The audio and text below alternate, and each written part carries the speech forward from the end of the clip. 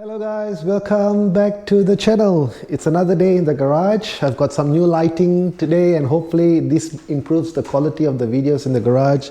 I've finally managed to set it up for YouTube and it's still a lot of work in progress, but we're getting there nevertheless. But anyway, let's get to what we are here for today. So today I am working on the Royal Enfield Himalayan. Now, as you probably follow, the last video that we did on the Himalayan was we installed the heated grips on the Himalayan, which was a very successful video on YouTube. I'll put the link up here for you to have a look. And since then, I've done a few upgrades to the motorcycle. So we have installed the bark buster handguards, which is come in really handy. I've got a larger screen now with a screen extender just for those highway miles. It just helps with buffeting and so on. And more recently, I've just upgraded to the Metzeler Karoo 4 tires. And these tires are really great. I've got the same tires on my R1250 GS Adventure, and to have it on this motorcycle too is really great. It just improves the performance off-road and really confidence inspiring tires as well. And besides that, I've also got the Lone Rider has been kind enough to send me the tail bag for that I've put on the Himalayan as well, and also I've got a tank bag now, the Lone Rider tank bag as well, which I've also put on the Himalayan, which really adds to the aesthetic and sort of completes the bike for touring. So down the track, the plan is to add the 6-liter mini bags as well here. And that should be all you need for traveling purposes, and probably the overlander bag could come on the back seat in terms to store some luggage if you're going for long distance rides and so on. But nevertheless, let's get through what we are here for today. And today I am going to talk to you about the Chigee TPMS system. This is the G3 system which I'm going to install on the Royal Enfield Himalayan. Now, if you own a Royal Enfield Himalayan, or if you're just coming to know about the Royal Enfield Himalayan, it doesn't actually come standard with any tire pressure monitoring system on the motorcycle. That's normally a feature that you have on more premium bikes. So there are a few options out there in the market. The more common ones these days are to do with like a navigation screen, which is an all-in-one sort of solution. So you for example, you've got the Chigee AIO5, which is a whole display unit, and then it's got the capability to pair on to tire pressure monitoring systems and so on. But I really didn't want that for the Himalayan, simply because I don't need an extra screen here on the Himalayan. The Himalayan, this display unit or the dash on the Himalayan actually already comes with an integrated mirroring system, so you can actually display your maps and everything on the actual display unit there. So there's really no need for you to have a secondary screen. At least in my opinion, you don't need to. So what I've been looking at was to get something really functional, small, and does the job. And the TPMS system from Chigee, the G3, seems to be my item of choice. Now, Chigee sent me this. I've got affiliate links below. I am affiliated with Chigee, so thank you, Chigee, for sending this out. So if you're interested to know a bit more about how the system works, stay tuned. I'm just going to do a very quick unboxing of the box here. Now you can probably hear a beeping sound. The reason why you hear a beeping sound is this device is actually activated by motion. So that's how it saves battery and so on. The moment it has motion, it turns on and it starts reading. So let's just see what's in the box. It's a very quick unboxing, really, probably one of the fastest I've done. So you got, again, very premium packaging box that you would expect from a company like Chigee. And in the actual package, what you actually get is the actual unit, which is very small, and it only weighs about 30 grams actually. It's really small, and you can see it's really nice looking, well built. The case is from CNC aluminium, really well built. It's got a charging point at the bottom there, which is a magnetic charging point, which is also something great. And it's got this nice intuitive screen there, which is LCD backed, so, and it's got a bit of color there, so that's good. Really small, and which is what I really wanted. And then obviously you get the actual external tire pressure monitors. This is similar to the ones that you get with the AIO5 and so on. Now these ones, the battery life on this are about a year, and you can actually replace the batteries on this one as well, and it comes with a tool for you to actually replace the batteries. This one, as I said earlier, the actual display unit is rechargeable, and you got a battery indicator there to actually look at what the battery power is before you charge. Now besides that, you get a bag of mounts and some tools there for you to replace the battery on the tire pressure unit and so on. And then you get the magnetic charging cable that also comes in the box, which is got this magnetic edge there, which just snaps on or attaches onto the actual device, making charging easy. And you can actually even charge it on the fly with the Himalayan because you've got a USB port on the handle. So that's basically what's in the box. Now let's get on to actually installing this on a motorbike. It shouldn't be that long. It should be a fairly straightforward process. So first things first, I'll mount the device to where I want it to be, and then we will go ahead and set it all up. So stay tuned.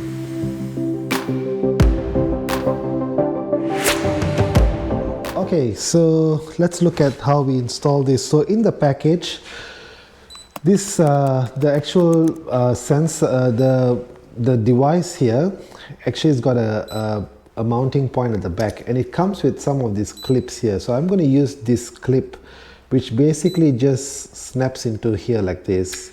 It's like a quick release clip. So it goes in there like that, and then you just have to push it, clip it in, it snaps into place.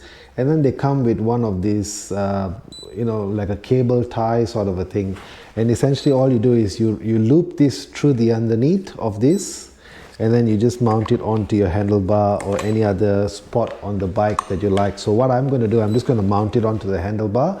There are other options as well. It also comes with a GoPro mount like thing, which I'll show you. So you can also use these options here, which is like a GoPro mount. It comes with a 3M tape. You've got the bracket that goes for the GoPro mount, and so on. So there are multiple ways of attachment. You'll just have to choose the way that works for you. And for me, I'm going to go with this particular method. So let's do that. And there you go. I've just installed it. Pretty easy. It'll stay there, and then now the unit just comes on here. It goes in there like that, and then it snaps into and it clips like so. And then to release it, you just push the lever at the bottom and then push it up, it'll come up. So that's how it'll look. It actually looks pretty good, and it's got a bit of adjustability if you wanted to adjust it.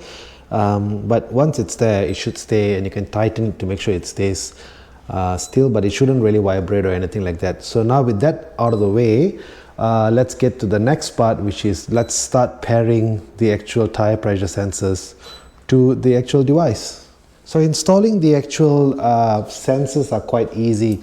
In the package, you get this installing instruction here, which guides you through the process.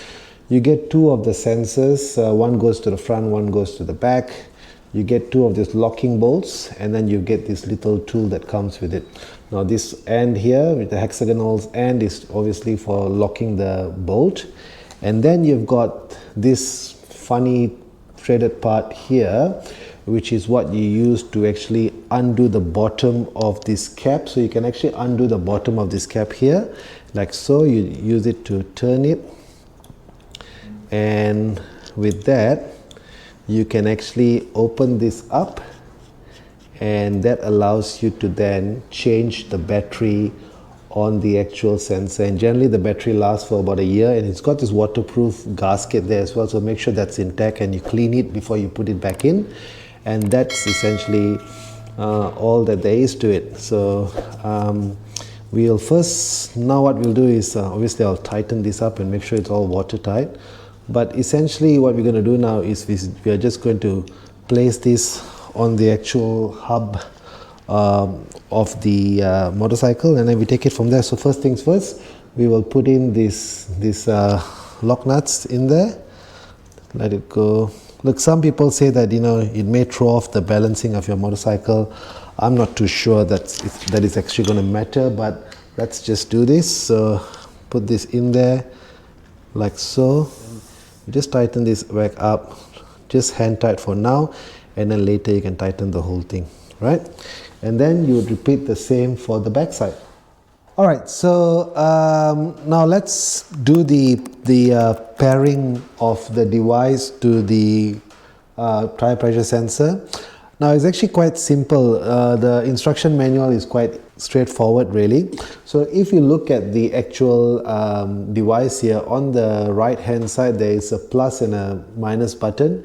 You're meant to hold both of the buttons together in for 5 seconds, and then you're meant to hear a beep. Now with the beep you get the top side here circling really quickly, and then what you do while that's happening, you screw in your sensor, and it's now paired the front one. It's saying it's 25.7 psi, and now it's gone to circle on the rear one. So now what we'll do is we'll go to the back wheel.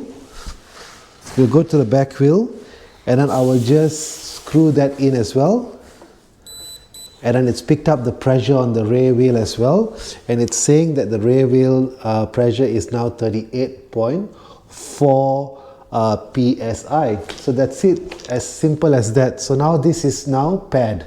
Okay, so now that we have done the pairing side of things, you can see it's now reading my tires. So the front one, it's saying it's 20.7 and the rear wheel is 38.4. It's also saying that the temperature on both the front tire and the rear tire is actually 20 degrees, so which is good. So it not only measures the PSI, but it also actually measures the actual temperature as well. Now you can obviously set the parameters here for warning levels, and in order to do that we can go into the settings menu. Now if you on your right hand side there's a settings button here.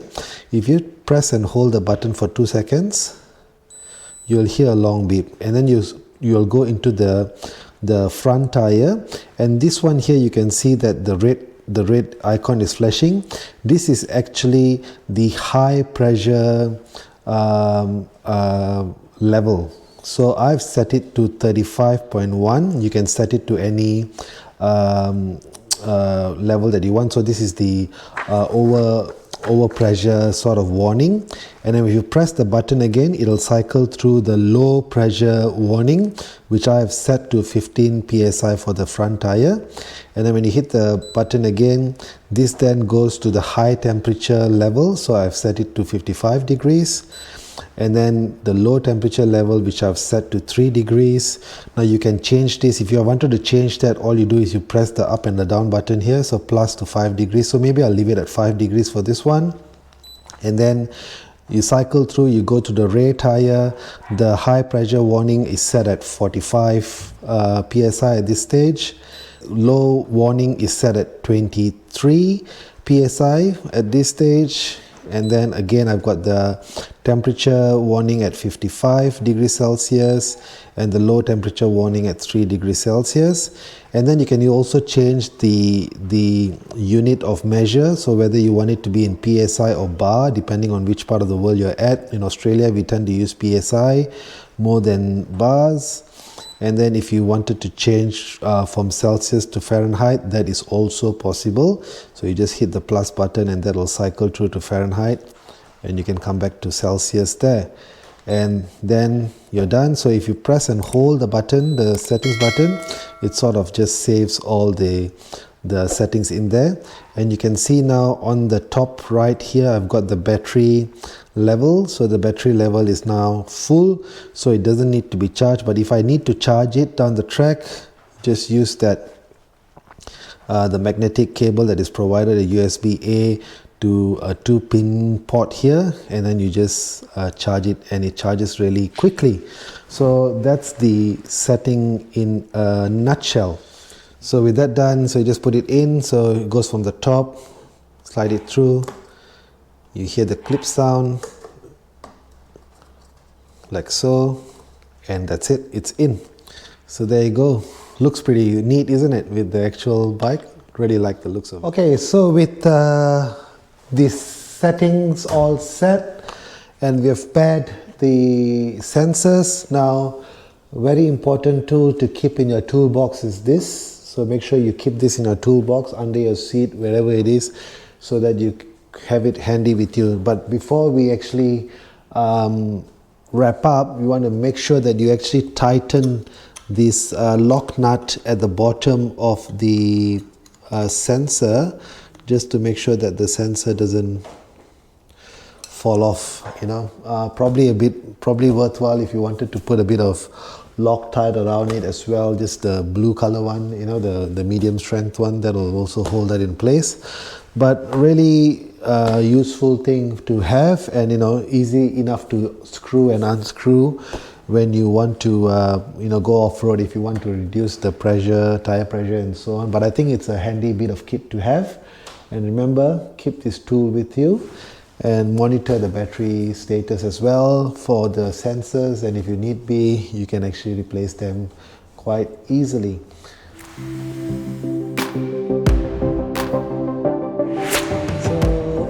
So there you go. I think that wasn't too bad of an installation at all. Definitely a handy bit of kit to have on your motorcycle.